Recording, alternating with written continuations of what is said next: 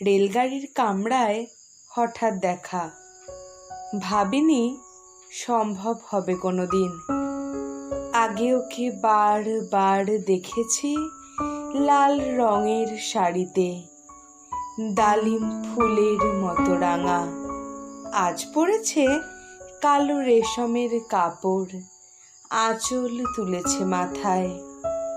দোলন চাপার মতো চিকন গৌর মুখখানি ঘিরে মনে হলো কালো রঙে একটা গভীর দূরত্ব ঘনিয়ে নিয়েছে নিজের চারদিকে, যে দূরত্ব সর্ষে ক্ষেতের শেষ সীমানায় শাল বনের নীলাঞ্জনে। হঠাৎ খবরের কাগজ ফেলে আমাকে করলে নমস্কার। সমাজবিধির পথ গেল খুলে।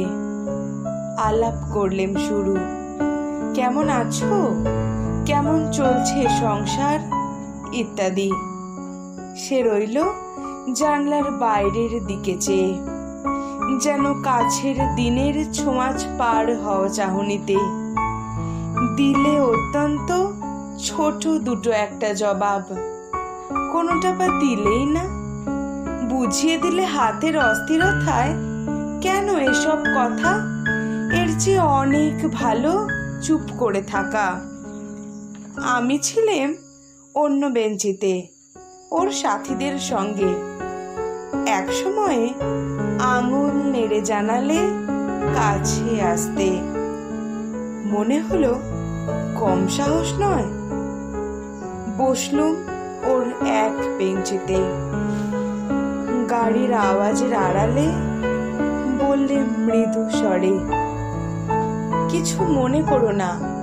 সময় কোথা, সময় নষ্ট করবার? আমি নেমে যাব পরের স্টেশনেই। দূরে যাবে তুমি, দেখা হবে না আর কোনো দিনই। তাই যে প্রশ্নটার জবাব এত কাল থেমে আছে, শুনবো তোমার কাছে। সত্য করে বলবে তো? আমি বললাম বলবো।